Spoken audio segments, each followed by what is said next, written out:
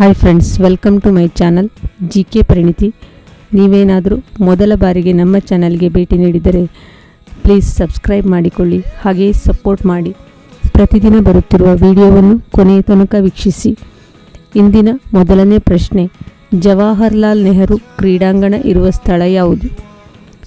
ಚೆನ್ನೈ. ದೆಹಲಿಯಲ್ಲಿರುವ ಪ್ರಮುಖ ಕ್ರೀಡಾಂಗಣ ಯಾವುದು? ಫಿರೋಜ್ ಶಾ ಕೋಟ್ಲಾ ಕ್ರೀಡಾಂಗಣ.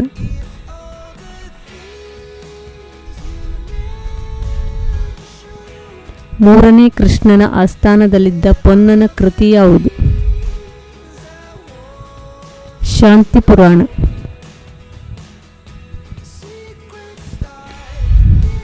ಇಂಡಿಯಾ ಡಿವೈಡೆಡ್ ಗ್ರಂಥವನ್ನು ಬರೆದವರು ಯಾರು?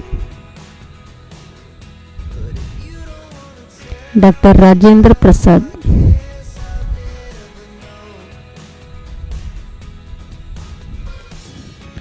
ಪಾಕಿಸ್ತಾನ ಪೇಪರ್ಸ್ ಗ್ರಂಥವನ್ನು ಬರೆದವರು ಯಾರು? ಮಣಿಶಂಕರ್ ಅಯ್ಯರ್. ಪೋಲೋ ಆಟಕ್ಕಾಗಿ ರಾಷ್ಟ್ರೀಯ ಮಟ್ಟದಲ್ಲಿ ಇರುವ ಕಪ್ ಯಾವುದು? ರಾಧಾ ಮೋಹನ್ ಕಪ್.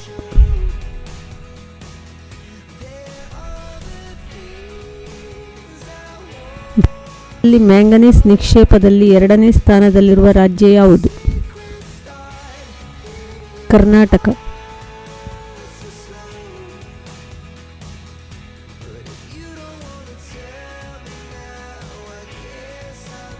ಹಾರಂಗಿ ನದಿಗೆ ಇಲ್ಲಿ ಅಣೆಕಟ್ಟೆಯನ್ನು ಕಟ್ಟಲಾಗಿದೆ. ಸೋಮವಾರಪೇಟೆ ತಾಲೂಕು, ಹುದಗೂರಿನ ಬಳಿ.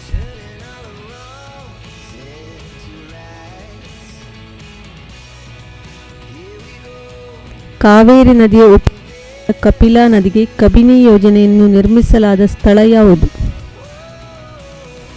ಹೆಗ್ಗಡ ದೇವನಕೋಟೆ.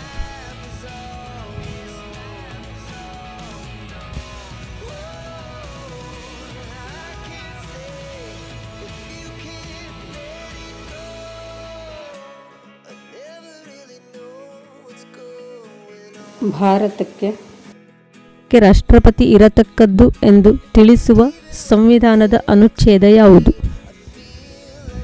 52.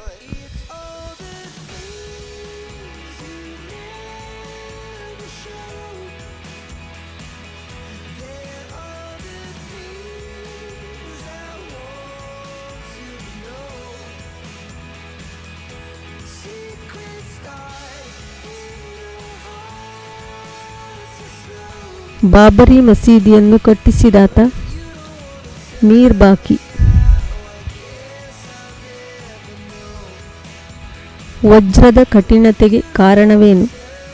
ಪರಮಾಣುಗಳು ಒತ್ತೊತ್ತಾಗಿ ಜಾಲರೂಪದಲ್ಲಿ ಜೋಡಣೆಯಾಗಿದ್ದು ಚತುರ್ಮುಖ ಜೋಡಣೆ ಪಡೆದಿದೆ.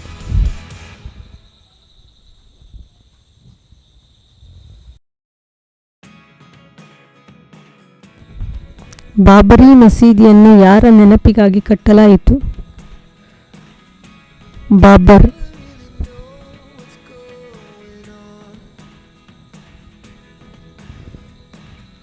ಮೌರ್ಯ ಸಾಮ್ರಾಜ್ಯದ ಸಂಸ್ಥಾಪಕ ಯಾರು? ಚಂದ್ರಗುಪ್ತ ಮೌರ್ಯ.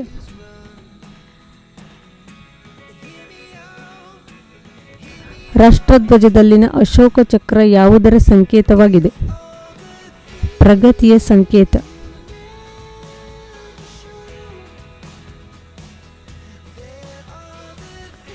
ಬೌದ್ಧ ಧರ್ಮದ ಪ್ರಚಾರಕ್ಕಾಗಿ ತನ್ನ ಜೀವನವನ್ನೇ ಮುಡುಪಾಗಿಟ್ಟ ಚಕ್ರವರ್ತಿ ಯಾರು? ಅಶೋಕ.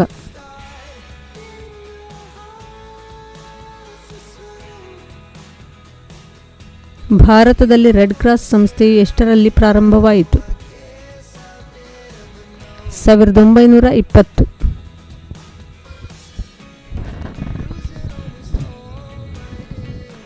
ಭಾರತ ಗಣರಾಜ್ಯದ ಪ್ರಥಮ ರಾಷ್ಟ್ರಪತಿಗಳು ಯಾರು?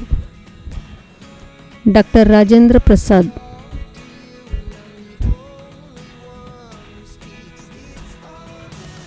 ಸ್ವತಂತ್ರ ಭಾರತದ ಮೊದಲನೇ ಪ್ರಧಾನಮಂತ್ರಿ ಯಾರು? ಜವಾಹರ್ಲಾಲ್ ನೆಹರು. ಥ್ಯಾಂಕ್ಸ್.